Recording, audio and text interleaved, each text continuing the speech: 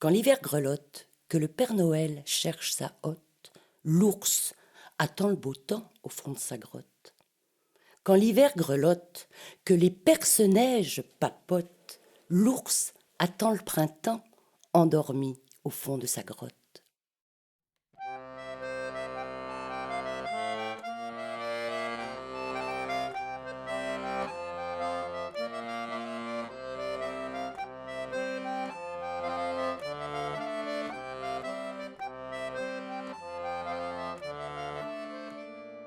Brun est bien au chaud, installé sur une litière de feuilles.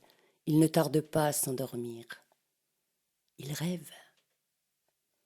Il rêve qu'il a vu un vol d'oies sauvages s'envoler vers le sud. Il rêve que les feuilles des arbres tombent. Il rêve qu'il est temps d'aller se coucher pour attendre le printemps. Et quand on rêve, le temps passe vite. Brun rêve du printemps, de la forêt, de ses amis, de l'histoire qu'il veut leur raconter.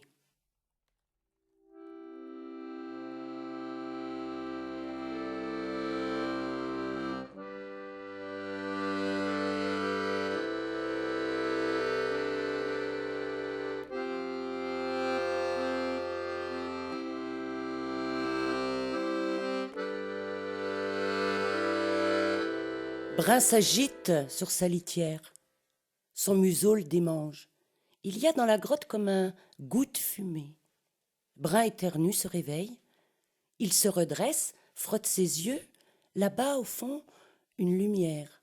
Tiens, je n'avais pas remarqué cette entrée à l'automne. Brun se lève, se dirige vers la pâle lueur. Il est dehors. Mais où est la forêt ? Où sont les rochers et les arbres où il fait bon se gratter ? Brun tourne sur lui-même. Devant les yeux, il a un paysage qu'il ne reconnaît pas. De hauts murs gris entourent de hautes maisons grises, elles aussi. Le sol est noir. Il sent une odeur épouvantable, désagréable. Brun n'y comprend rien. Soudain, on crie derrière lui. Il se retourne et là, il fait face à un petit bonhomme, sec, nerveux, le visage empli de colère. « Qu'est-ce que vous faites là ? On vous paye pas pour rêver. Reprenez votre poste. »« Mais je suis un ours. Je n'habite pas ici, j'habite la forêt. »« Un ours ? Laissez-moi rire. Vous êtes un mal rasé qui porte un manteau de fourrure. Allez, oust, chez le contremaître. » Brun suit le petit homme colérique et il arrive à l'atelier chez le contremaître. Qu'est-ce qui se passe ? C'est un tir au flanc. Ah non, je suis un ours. Un ours. Laissez-moi rire. Vous êtes un mal rasé qui porte un manteau de fourrure. Pas de ça chez nous. Allez, hop, chez le directeur, hurle le contremaître en se levant. Tiré par l'un, poussé par l'autre, Brun se retrouve dans une vaste pièce. Au milieu, un bureau. Derrière le bureau, un homme qui porte un costume et fume un cigare. Brun éternue. « Excusez-nous, monsieur le directeur, c'est un ouvrier qui ne veut pas reprendre son travail. »« Mais je ne suis pas un ouvrier, je suis un ours. » Le directeur lève les yeux. Il regarde d'un air mauvais Brun. « Un ours. Laissez-moi rire.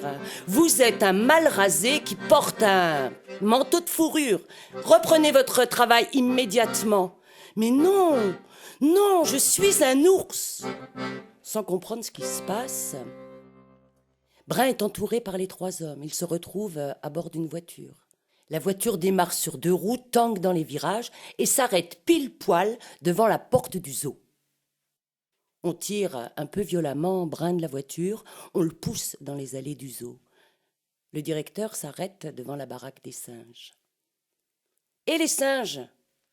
Dites-moi si ce gars-là, c'est un ours. » Un ours ? Ben non, c'est pas un ours, c'est un mal rasé qui porte un manteau de fourrure, ricanent les singes. Mais si, je suis vraiment un ours, je vous le jure. T'es têtu, mon gars. On va aller voir à côté, chez tes copains les ours. Ils sauront, eux, te reconnaître.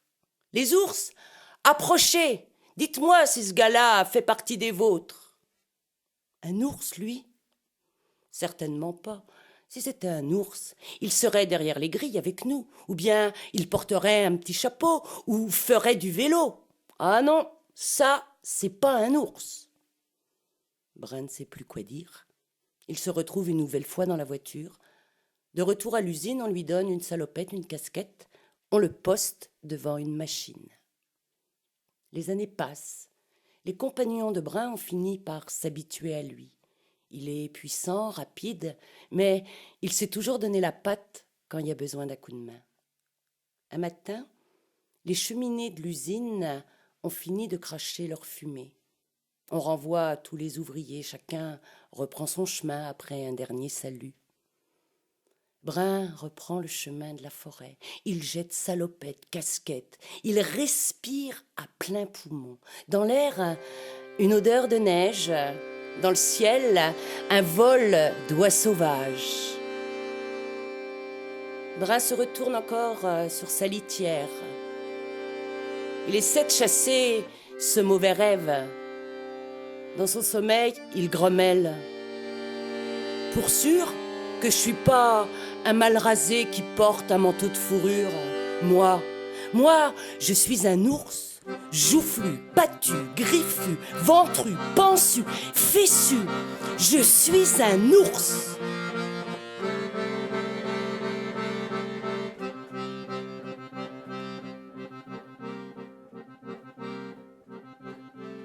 Le printemps est installé.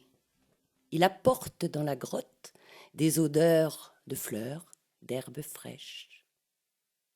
Brin s'éveille, se frotte les yeux, bâille longuement. Il se lève, secoue sa fourrure et sort de la grotte. Ah, fa.